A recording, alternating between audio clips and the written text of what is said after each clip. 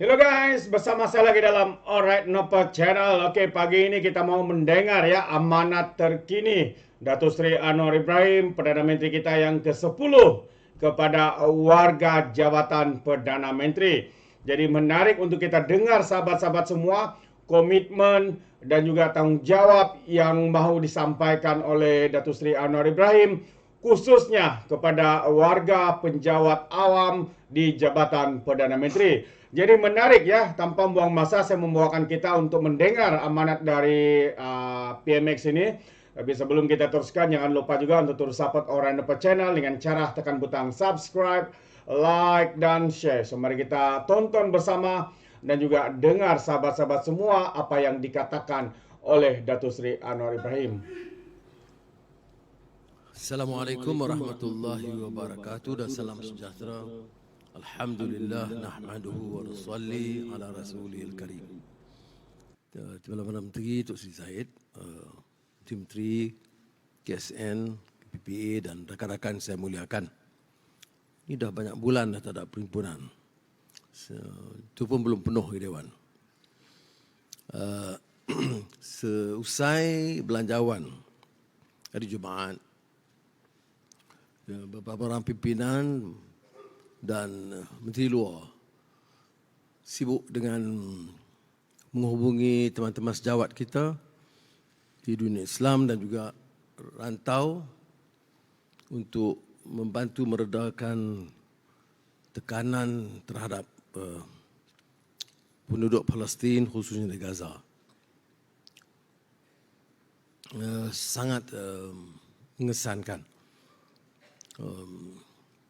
Mungkin sebentar lagi di Parlimen saya berikan perkembangan terakhir. Ya, saya akan ulas kemudian. Tapi ya menyentuh hati nurani perasaan.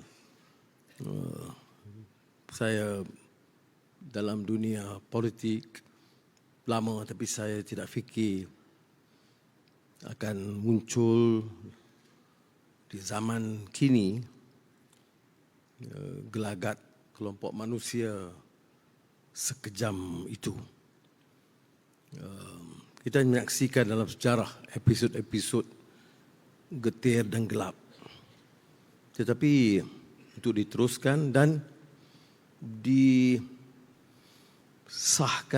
atau dibiarkan oleh kuasa-kuasa besar, pelopor demokrasi, kebebasan, liberalisme Barat dan Amerika Syarikat, itu sangat membingungkan.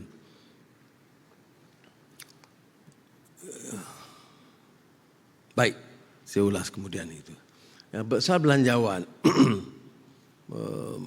kita sedang teliti, respon dan apa langkah yang harus kita perbaiki. Apapun ikhtiar manusia kita lakukan sebaiknya. Tetapi kalau ada apa-apa langkah baru yang perlu diperbaiki, kita akan perbaiki seterusnya. Tetapi belanjawan itu belanjawan nama saja Menteri Keuangan, tetapi itu pasukan. Perdana Menteri mengetuai beberapa tim Jawatan Kabinet, KSN mengepalai jentera perkhidmatan awam dan semua kementerian, semua jawatan diminta memberikan input. Oleh kerana masa bukan masa terbatas dan KSP minta sangat setelah dirunding dengan KSU, KP dan menteri-menteri supaya masukkan apa yang disebut oleh kementerian masing-masing. Jadi agak terlalu panjang. Jadi JPM, Kementerian Keuangan, Kementerian Luar, Kementerian Ekonomi itu kurang mendapat tekanan kerana saya terpaksa ringkaskan. Kalau tidak ada sampai maghrib, asar dah habis. Jadi tak apa, nanti mungkin dalam ruang lain saya akan ulas. Tapi yang saya nak tekankan ialah ia kerja pasukan. Kita dalam keadaan kemelut ekonomi yang agak getir dengan defisit, dengan hutang, masih kita dapat merencana sesuatu yang sebaik mungkin, ya. Untuk berikan lebih tidak mungkin kerana kekangan kewangan. Kalau terlalu kita terikat dengan kekangan kewangan, akan sengsara rakyat.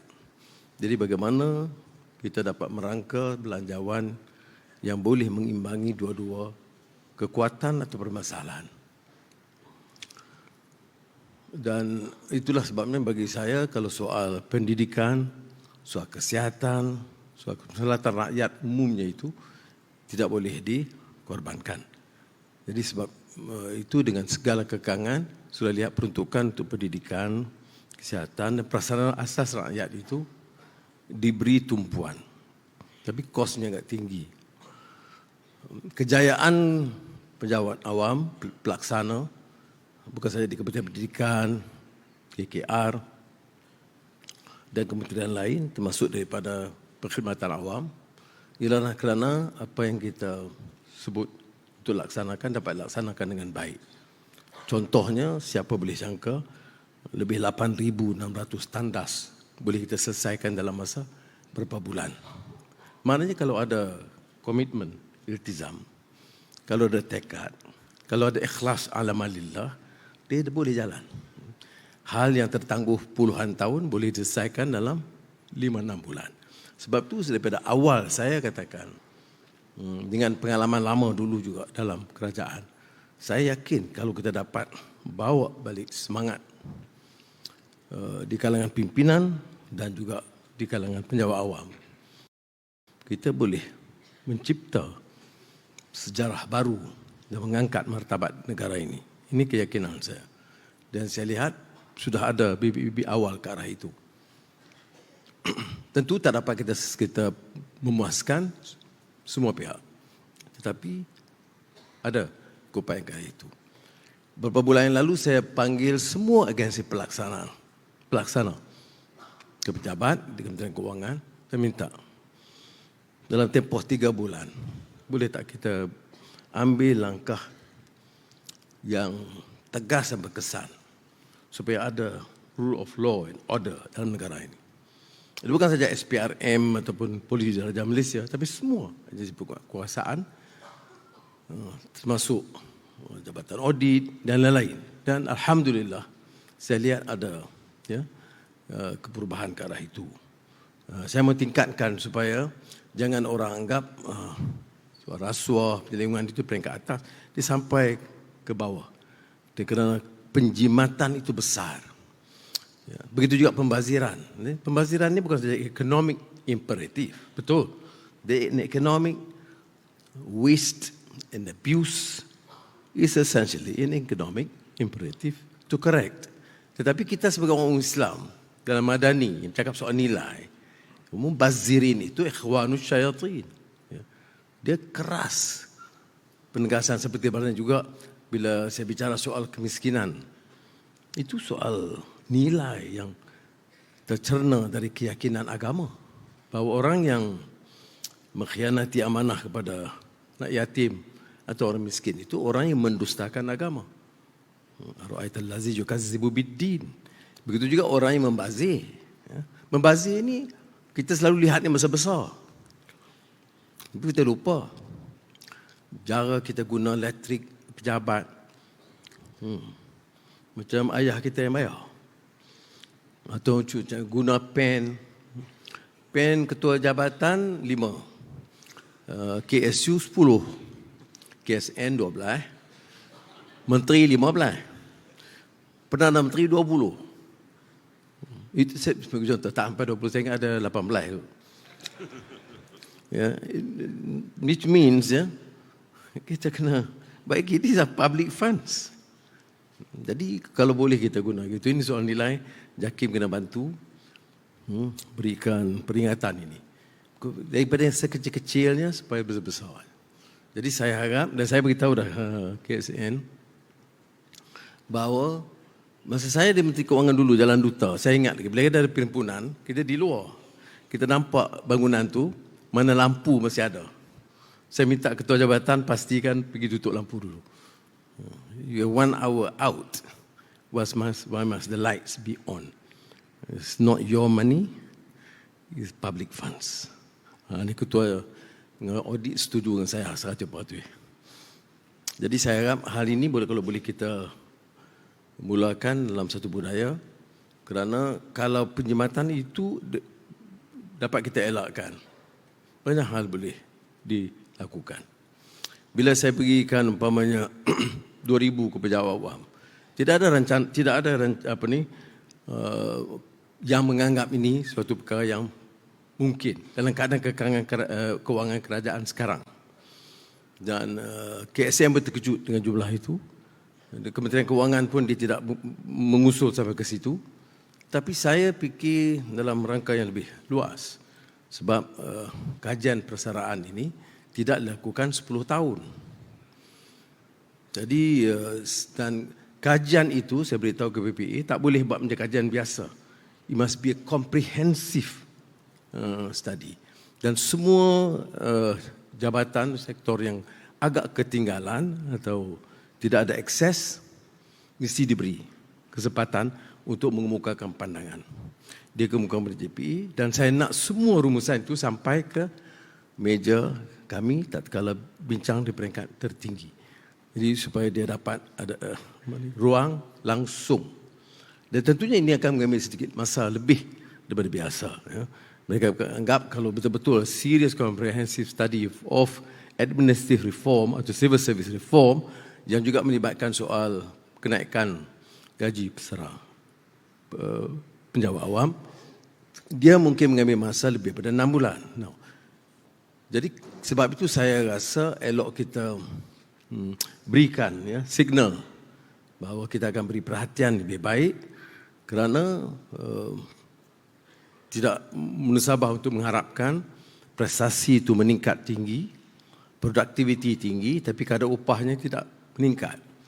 Seperti mana dalam sektor swasta sekarang, kalau tengok semua kajian yang dibuat oleh DOSEM, itu produktiviti itu ada peningkatan, tapi kadar upah itu peningkatan yang sangat sederhana.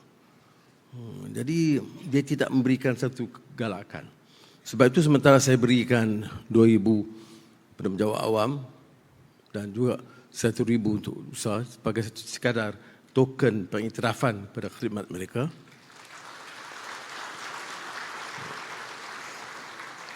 Sementara kajian persaraan itu harus disiapkan.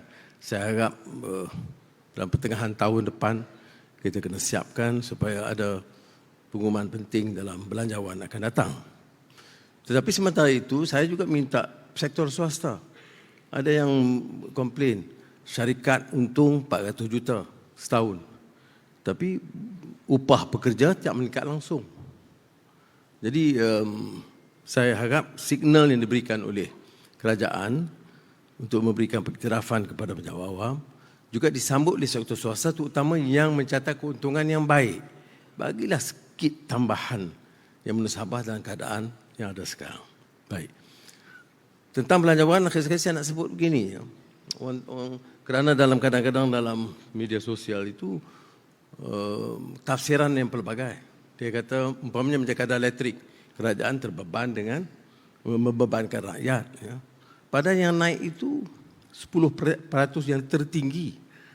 Maknanya yang ada di sini tidak ada yang bayar.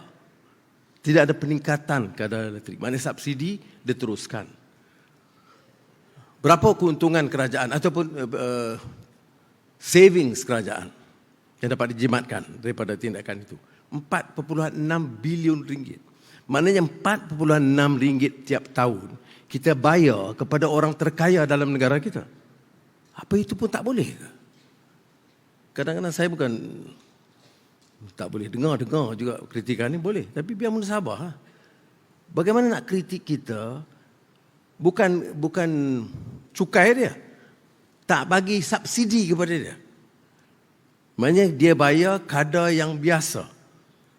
Kita hanya beri subsidi kepada 90% rakyat. Berapa jimatan? 4.6 bilion ringgit setahun. Ayam dan telur. Kita beri subsidi dulu daripada zaman dulu. Zaman saya dulu mana bukan masa Menteri Keuangan dulu.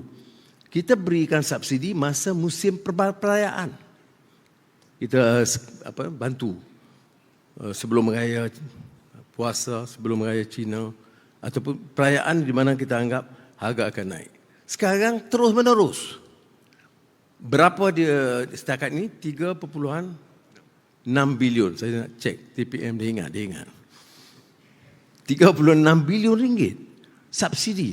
Tetapi sekarang, minggu lalu dengan minggu ini, harga pasaran ayam itu lebih rendah. Jadi kita duk bayar di atas. Jadi sekarang ini, cadangan kita apungkan. Kalau betul dalam ada masalah, itu kita hadapi. Kerana kalau subsidi berapa sekarang satu tahun? 81 bilion ringgit. Subsidi tertinggi di dunia. Walaupun saya dikecamkan, dia kata bila kita jadi kerajaan, hari ini minyak turun esok. Tapi saya dah sebut di Parlimen. Masa saya sebut itu 2008, saya dalam Pakatan Rakyat bersama DAP dan PAS, jangan lupa, itu keputusan UMNO tak termasuk itu belum. Masa itu harga minyak di Arab Saudi 50 sen. Sekarang harga minyak Arab Saudi RM2.85. Kita RM2.05. So, konteks itu berbeza.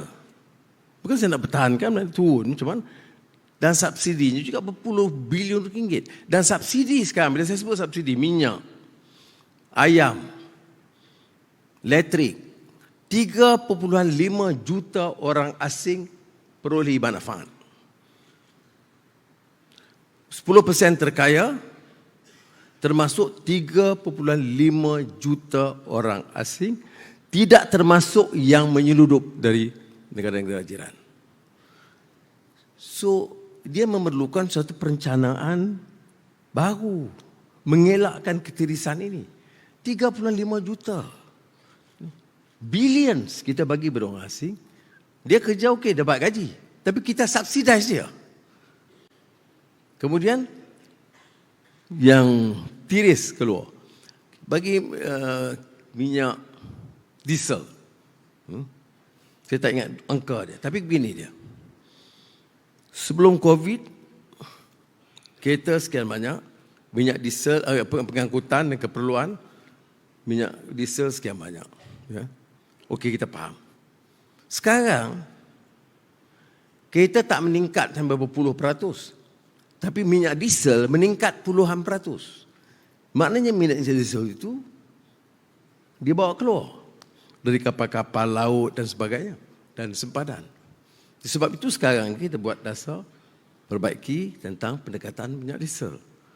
Tapi yang penting ingat ya, kita kalau apapun percukaian baru dibuat, ia hanya terkena, bukan percukaian, saya sebut penarikan subsidi. Macam tabung haji yang dibuat. Itu putusan tabung haji sebagai contoh satu lagi.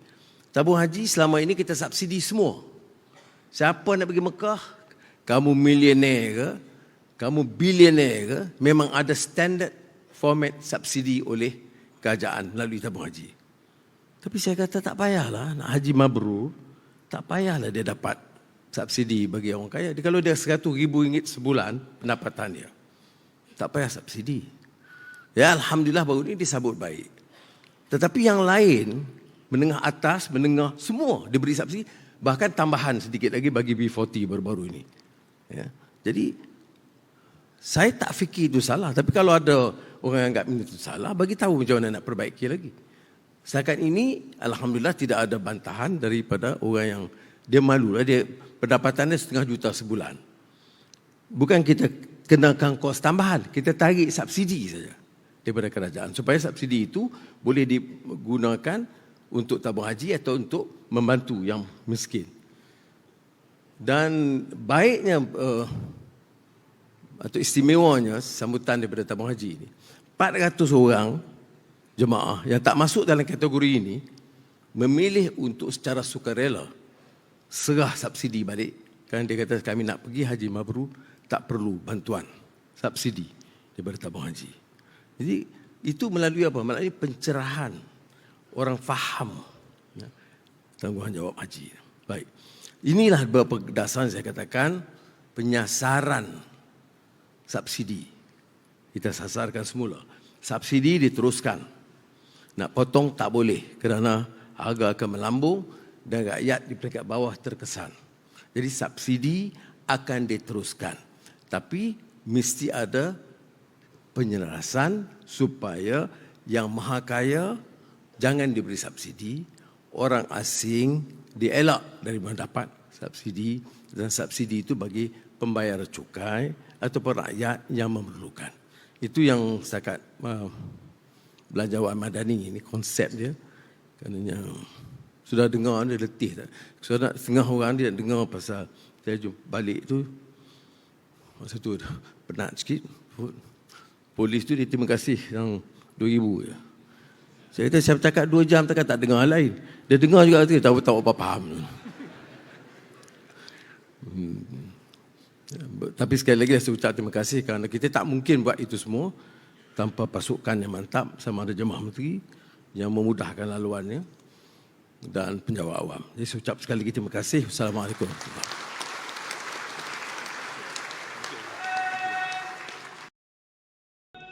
Terbaik sahabat semua, itu dia pencerahan padu daripada Datuk Seri Anwar Ibrahim di dalam beberapa isu ya yang terkait berkaitan dengan Palestin, subsidi dan kepentingan keutamaan fokus kerajaan ya untuk membantu rakyat khususnya B40 untuk kemiskinan tegar dan sebagainya. Jadi kita mengharapkan apapun perancangan yang sedang diusahakan oleh kerajaan ini ya membuahkan hasil dan berjalan dengan lancar, dan kita berdoa supaya pentadbiran Kerajaan Perpaduan Malaysia Madani ini ya dapat memberikan kebajikan ya untuk rakyat khususnya, seperti mana yang diberikan fokus oleh Datuk Seri Anwar Ibrahim untuk menangani kos sara hidup yang semakin meninggi ya disebabkan faktor-faktor yang sukar dielakkan. Jadi terima kasih sahabat semua, anda boleh berikan pandangan anda dalam ruangan komen. Tapi sekiranya anda memberikan komen ya, beri komen dengan cara berhemah. Jangan seperti walon-walontit ya apabila memberikan komen penuh dengan hasutan, kebencian dan juga fitnah melampau. Alright, jadi terima kasih, izinkan saya untuk mengundurkan diri, dan seperti biasa peribahasa mengatakan tapapun kangkap 2 tahun keinginan. Dalam bahasa Melayunya, tepuk dada tanya selera. Sekian saja daripada Orang Nampak Channel. Sampai kita berjumpa lagi. Bye-bye.